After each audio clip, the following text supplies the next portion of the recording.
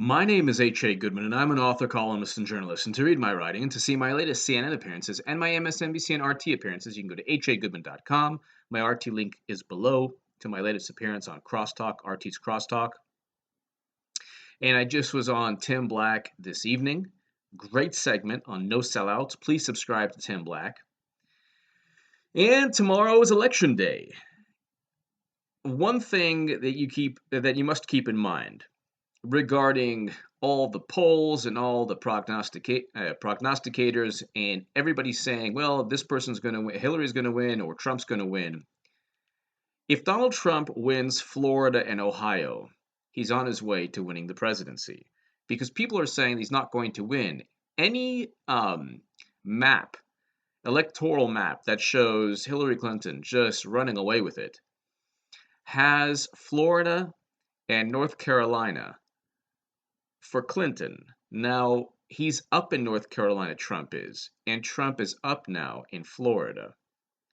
So if he wins Florida, he wins North Carolina.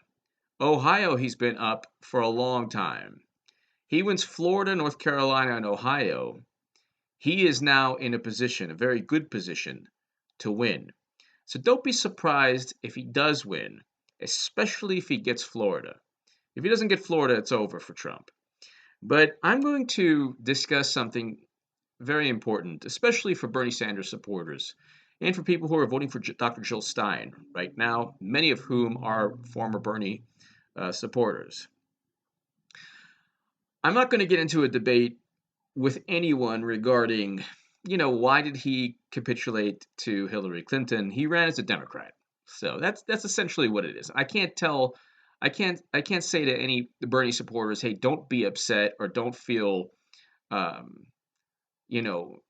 emotions that you're obviously feeling because Bernie made a pact with the devil.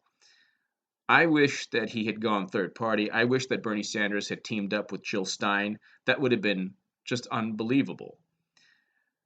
But he did what he did because he ran as a Democrat. Chris Hedges talked about that, saying that, Bernie ran as a Democrat from the very beginning, and he was going to play ball with the Democratic Party. That being said, I think that Bernie Sanders, just this election, not only his entire career, but just this election, has done more for the United States of America than Hillary Clinton has done since her time as First Lady. I think that when you look at Bernie Sanders, his track record voting against the Iraq War, and just standing for everything, fighting for veterans, and pushing and championing a progressive agenda that addressed breaking up too big to fail banks, reinstating Glass-Steagall, ending perpetual wars in the Middle East, counterinsurgency wars that Hillary Clinton wants to continue because she's advised by neoconservatives. And you talk about everything that he stood for. I think Bernie Sanders, his mark, his place in American history is one of profound importance. That being said, if you're a Bernie Sanders supporter and you're voting for Hillary Clinton tomorrow, just remember something. Bernie Sanders was cheated. And not only was he cheated, the DNC and Hillary Clinton gave the illusion that things were fair. That's why WikiLeaks emails, the first batch of emails, showed Debbie Wasserman Schultz completely presiding over a rigged system. She was forced to resign. 4 other DNC officials were forced to resign. Now you have Donna Brazile, who was forced to resign from CNN. So everyone associated with Clinton is either being forced to resign. Then you have the 2 operatives who keep showing up, and one of them, Kramer, keeps showing up in the WikiLeaks emails from Project Veritas. But I'm going to read you right now. WikiLeaks, Bernie Sanders and Hillary Clinton had a deal before the election. This is just unbelievable. So I'll read you the very bizarre non-aggression pact that Bernie essentially had to sign in order to run as a Democrat. And I am glad that he ran as a Democrat because he was able to really publicize and champion all the issues from banning fracking to breaking up too big to fail banks, a single payer. These are all the issues that Jill Stein and Ajamu Baraka have taken. And in many ways, Bernie has passed the torch to them. Even though he campaigned for Hillary, Dr. Stein and Ajamu Baraka, they're continuing the political revolution Bernie started this year. But I'll read you this. Remember how Bernie Sanders and Hillary Clinton fought mightily throughout the Democratic primaries, with Bernie seemingly picking up steam, while Team Hillary began to look over its worried shoulder? Turns out the fix might have been in for months. The latest WikiLeaks email dump shows top-level Team Hillary members discussing the, quote, leverage they had over Sanders to the extent of controlling how Bernie spoke about Hillary during the primary race. It gets even worse. Another discussion shows Hillary advisors scheduling Bernie's endorsement and planning how they'll leverage to rally the, quote, progressive vote in December of last year. So this is a WikiLeaks email. Sanders had a non-aggression pact with Clinton, who had leverage to enforce it, Robbie Mook email reveals. Quote, this isn't in keeping with the agreement. Since we clearly have some leverage, would be good to flag this for him. I could send a signal via Welch, or you establish direct line with him. So basically, Bernie Sanders was fighting with one hand tied behind his back. He barely ever really attacked Hillary Clinton, especially didn't bring up the email investigation. And could you imagine if Hillary Clinton ran against a candidate, an opponent, that had an ongoing criminal investigation? It was bad enough that Hillary tried to paint him into the liberal Ted Nugent on guns. And then, she had her surrogates, Claire McCaskill, a whole bunch of other people, even Anthony Weiner. This is hilarious. Even Anthony Weiner came out and said, how come he's running as a Democrat? And he probably wrote that op-ed in the same computer he used to send pictures of himself. But the point is, and the same laptop that the FBI read 650,000 emails in about a week. But anyway, the point, though, I'll read you. On May 26, as reported by the Inquisitor, on May 26, 2015, Clinton campaign manager Robbie Mook sent an email to campaign chairman John Podesta titled Sanders Criticism, expressing displeasure at some mild insinuations the Vermont senator had made about Clinton's massive wealth. So, and then there's really surprising and sad, in July of 2015, political opinion writer who wrote pro-Bernie pieces, he actually wrote, when the time is right, I will have money in the bank with Sanders and his people as a liberal to urge them to come out to vote for HRC. Sneaky, huh? A Trojan horse wannabe all the way around. Okay. So not only do you have a non-aggression pact that basically stated you can't really treat Hillary Clinton like any other candidate. You can't attack Clinton the way you would attack anyone else. And Bernie signed this. He played ball with the DNC, just like he had to play ball when he was cheated eventually. Debbie Wasserman Schultz resigned. Donna Brazile gave Hillary questions. The media, from CNN to the Washington Post to the New York Times to Politico, on various occasions, either sent articles to Hillary's campaign to edit or colluded with the Clinton campaign to ensure that she would beat Bernie. This is all the while protecting. There's a Nation writer that, the primary wasn't rigged. Well, we know now, without a shadow of a doubt, that the Democratic primary was completely rigged. This entire election. And Trump might win. He wins Ohio and Florida. He has a good chance of winning because North Carolina is going to go Republican.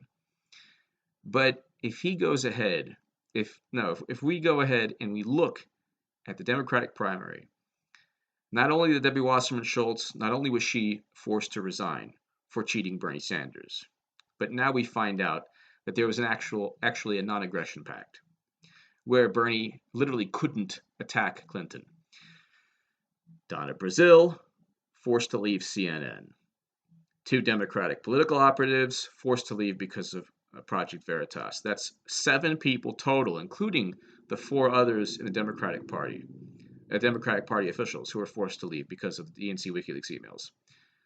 7 people total forced to leave. Then you have Wolf Blitzer, who is doing the same thing as done in Brazil. If they don't fire Wolf Blitzer, CNN has a big issue, big problem.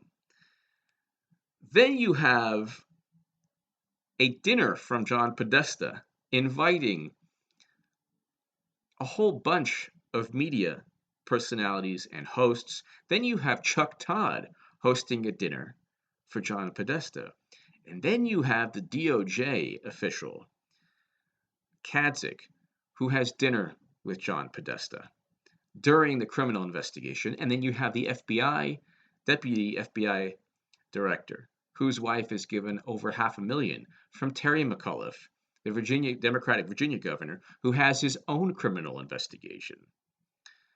All of this, the media collusion, the DNC collusion, the fact that Bernie Sanders was cheated, the fact that DNC helped raise money for Hillary Clinton, and still she was the presumptive nominee. She didn't even have the pledge delegates needed to seal the nomination before the convention, and still Trump could very well win this. Hillary Clinton, with all her advantages, might actually lose to Trump. And if she does end up winning, it won't be a situation where Hillary bots can say, "Oh yeah, we won." If Hillary wins, she will have won because she had every single possible advantage on her side, from cheating Bernie Sanders to ensuring that the media colluded with her campaign, to the fact that the DNC raised over $60 million for Hillary Clinton. And then there's campaign finance laws that she broke that Walker Bragman talked about in Paste magazine. If I'm missing some advantages that Hillary Clinton has had, please, to my amazing subscribers, write them below. But for a candidate who is a train wreck when it comes to scandal, taking money from prison lobbyists in 2015, calling black youth super predators, having a husband who started the mass incarceration epidemic, apologized for the mass incarceration epidemic, and then there's DNC WikiLeaks emails, or there's DNC emails that show DNC officials saying, you know what, don't offer Black Lives Matter concrete policy solutions. Just listen to them. Don't offer any concrete policy solutions.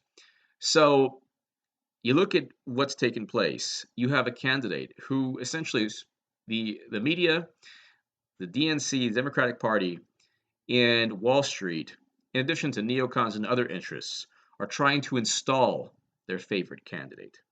If you're a Bernie supporter who is even possibly thinking of voting for Hillary Clinton, remember that Bernie Sanders was cheated. And remember that 4 years of Trump, progressives and Democrats regroup stronger than ever. 4 years of Hillary Clinton, you have not only a Democratic Party that implodes, you have progressives united with conservatives and independents to just wait for the next Clinton scandal and say, you know what, we made the wrong decision. Give me your thoughts below. WikiLeaks DNC leaks 2, WikiLeaks 1 through 34 tie in directly to everything that I've just talked about. Thank you so much for listening. My name is H.A. Goodman, and I'm an author, columnist, and journalist. And to read my writing and to see my latest CNN appearances and my MSNBC and RT appearances, you can go to hagoodman.com. My RT link is below to my latest appearance on Crosstalk, RT's Crosstalk. And I just was on Tim Black. Ohio, he's been up for a long time. He wins Florida, North Carolina, and Ohio. He is now in a position, a very good position, to win. So don't be surprised if he does win, especially if he gets Florida. If he doesn't get Florida, it's over for Hillary Clinton, just running away with it. Has Florida and North Carolina for Clinton. Now, he's up in North Carolina, Trump is, and Trump is up now in Florida. So if he wins Florida, he wins North Carolina this evening. Great segment on No Sellouts. Please subscribe to Tim Black. And tomorrow is Election Day. One thing that you must keep in mind regarding all the polls and all the prognosticators, and everybody saying, well, this person's going to win, Hillary's going to win, or Trump's going to win. If Donald Trump wins Florida and Ohio, he's on his way to winning the presidency, because people are saying he's not going to win.